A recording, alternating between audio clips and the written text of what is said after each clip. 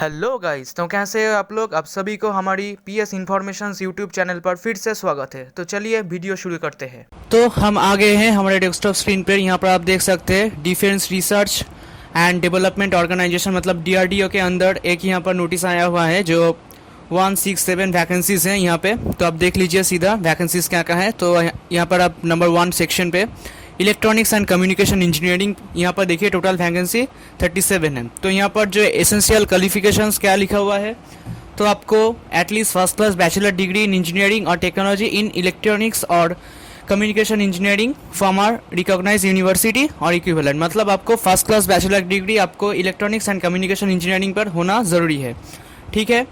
और GATE qualification पे valid GATE score यहाँ पर इलेक्ट्रॉनिक्स एंड कम्युनिकेशन इंजीनियरिंग, मतलब आपको गेट पे पासिंग मार्क्स आपको रहना पड़ेगा, ठीक है। और यहाँ पर देखिए minimum 80% aggregate marks in equi degree, मतलब इक्वी डिग्री पे यहाँ पे आपको लिखाना रहना पड़ेगा आपको, मतलब if done from the Indian Institute of Technology और the National Institute of Technology, ठीक है। अगर आप आईआईटी और एनआईटी से हो तभी संभव होगा, ठीक है। तो यहाँ पर आप देख लीजिए इसके अलावा भी और क्या क्या डिग्री से आप अप्लाई कर सकते हैं इस पोस्ट के लिए। तो देखिए electronics communication engineering, electronics and computer engineering, तो यहाँ पर कुल मिला के 18 डिग्रीज यहाँ पर लिखा हुआ है, ठीक है।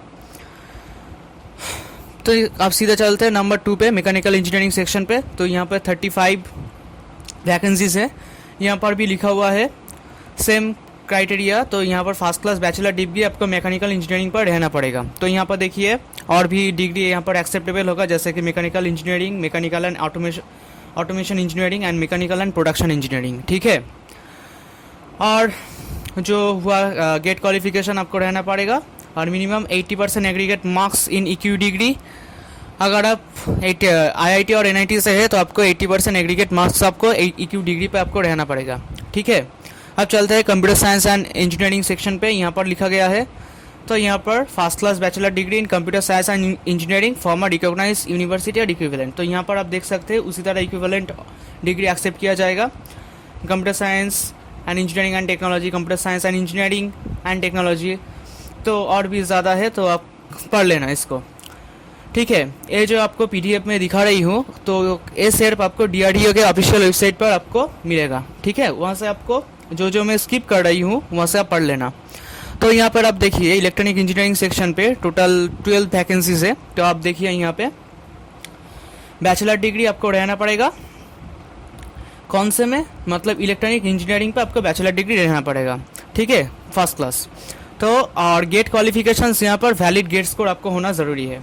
और इसके तरह आपको इक्विवेलेंट डिग्री आपको एक्सेप्टेबल होगा, जैसे कि electrical engineering, electrical power system engineering, electronics engineering, तो वगैरह यहाँ पे लिखा हुआ है, ठीक है। अब चलते हैं मटेरियल साइंस और इंजीनियरिंग एंड मेटलर्जिकल इंजीनियरिंग। यहाँ पर 10 पोस्ट्स हैं, यहाँ पर देखिए।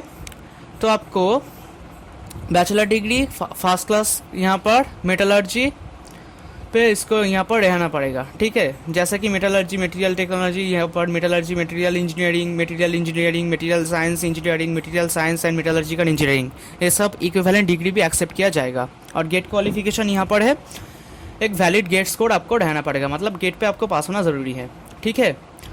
अब चलते हैं यहाँ पर नॉर्मल सेक्शन पे, जैसे कि फिजिक्स सेक्शन पे यहाँ पर 8 वैकेंसी है। यहाँ पर आप देख लीजिए एटलीस्ट फर्स्ट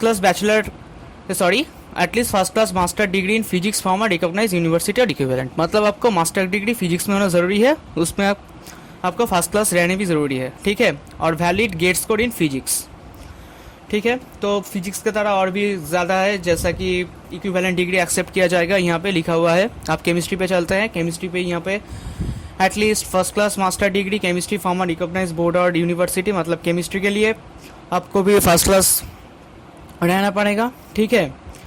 तो यहाँ पर आप देखिए वैलिड गेट स्कोर भी यहाँ पर केमिस्ट्री के लिए रहना पड़ेगा। तो केमिस्ट्री के लिए organic chemistry, inorganic chemistry, analytical chemistry, physical chemistry and applied chemistry, मतलब ये सब भी इक्विवेलेंट डिग्री आपको चलेगा। तो और भी ज़्यादा जानकारियाँ जैसे कि chemical engineering, aeronautical engineering, mathematics, civil engineering and psychology, ठीक है। तो इन सभी में सभी को मैं स्किप कर दे रहा हूँ क्योंकि सब आप देख लेना, आपको पता चल गया ही होगा कि क्या क्या लगेंगे क्वालिफिकेशंस यहाँ पे। तो अब सीधा हम चलते हैं यहाँ पे एज लिमिट पे। तो यहाँ पर देखिए जनरल कैंडिडेट्स के लिए यहाँ पे 20 ईयर्स तक एज रिलैक्सेशन, मतलब कोई एज रिलैक्सेशन नहीं है, सॉरी। और ओबीसी के लिए यहाँ पर 31 ईयर्स तक आप अप्लाई कर सकते हैं, एंड SC/ST के लिए 33 ईयर्स तक अप्लाई कर सकते हैं, ठीक है। अब एप्लीकेशन फ़ी और मोड ऑफ पेमेंट यहाँ पर लिखा गया है कि नॉन रिफंडेबल और नॉन ट्रांसफरेबल एप्लीकेशन फ़ी जो 100 रुपये लगेंगे एग्ज़ाम के लिए, और SC/ST एंड PWD कैंडिडेट्स के लिए और वुमेन कैंडिडेट्स के लिए ये फ़ी नहीं लगेंगे, ठीक है। अब nationality, only Indian nationals need apply, मतलब आपको इंडियंस पे इंडियन होना आपको ज़रूरी है, मतलब और अगर आप कोई कंट्री से हो तो आपको नहीं चलेगा, ठीक है। तो नेशनलिटी आपको इंडियन होना यहाँ पर बहुत ज़रूरी है, ठीक है। तो हाउ टू अप्लाई यहाँ पर देखिए, तो rec.gov.in, तो इन लोगों का जो DRDO का जो ऑफिशियल वेबसाइट है, तो यहाँ से आप अप्लाई कर सकते हैं, ठीक है।